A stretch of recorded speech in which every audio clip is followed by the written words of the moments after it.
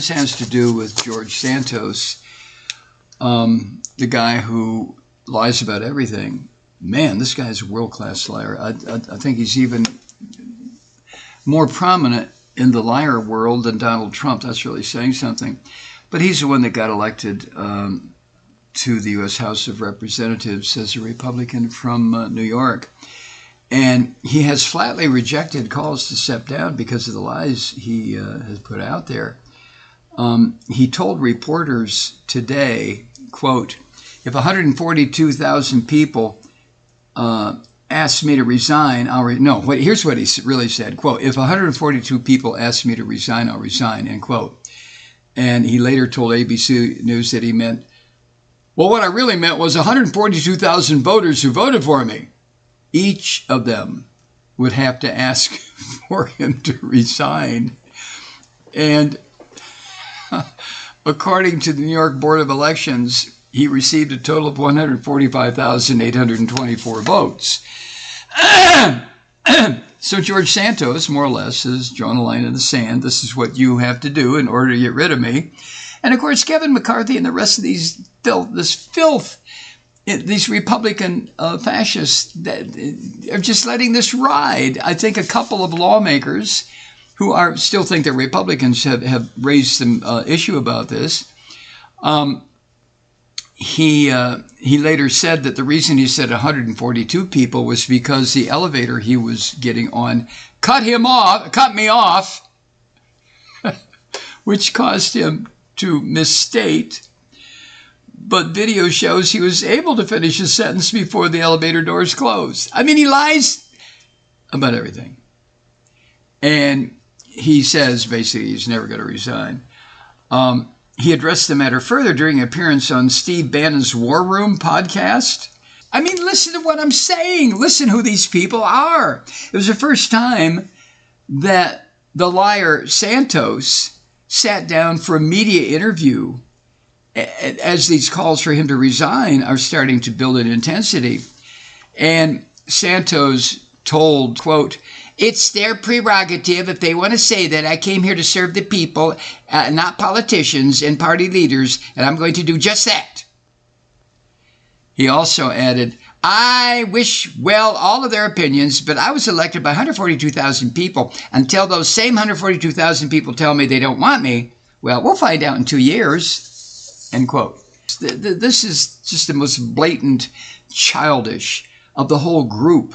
I mean, Peeping Jim and all of these, I mean, all of them display this kind of unchecked arrogance, as though the only person on earth that mattered is them. Well, that's exactly what they think.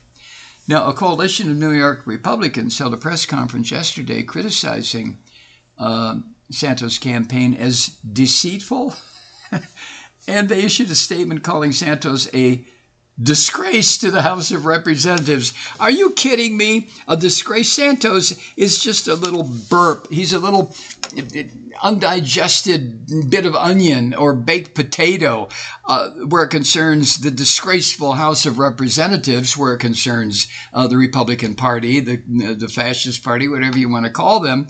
I mean, this little punk Santos, he's a joke. The disgrace to the House of Representatives is the fact that 125 of them voted not to certify the election of Joe Biden. That's a disgrace. Santos is just a punk.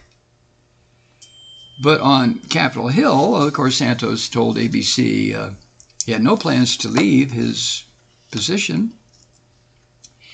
The House Democratic Caucus leader, Hakeem Jeffries, in a press conference today, said Santos is, quote, unfit to serve, and the responsibility falls on House Republicans to take action against him.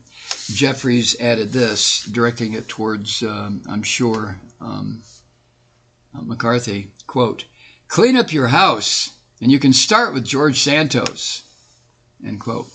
But you see, McCarthy being the bum, the coward, the non-leader that he is, yesterday he declined to call for Santos, he declined to ask Santos to resign or to join the calls for Santos to resign.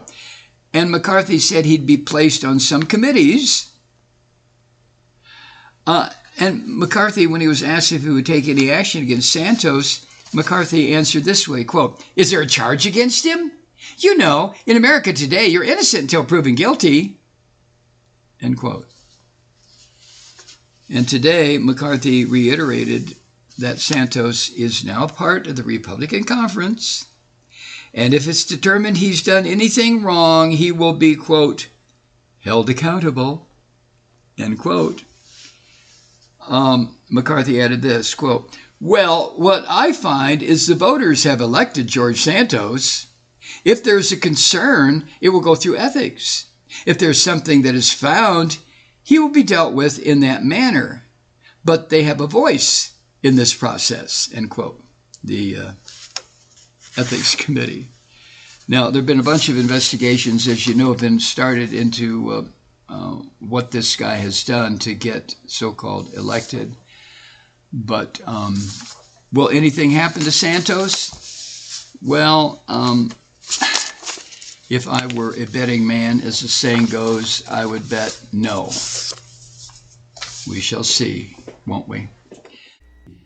Hi, Truth Seekers. Mike Malloy here. You know, the Progressive Voices Network brings you commercial-free commentary from today's leading progressive radio hosts and pundits, like me, Mike Malloy, 24 hours a day. I'm not your typical old guy from the 80s or the 90s talk radio host, and Progressive Voices is not your typical talk radio network. It's a listener-supported nonprofit with no corporate control whatsoever over our broadcast. So hosts like me, Mike Malloy, are free to rant and scream and carry on about whatever we like. We're often controversial, but we're never boring. Weeknights, 9 p.m. in the East, 6 p.m. in the West on the Progressive Voices Network. Always progressive, always on. I'm Mike Malloy. Keep it lit.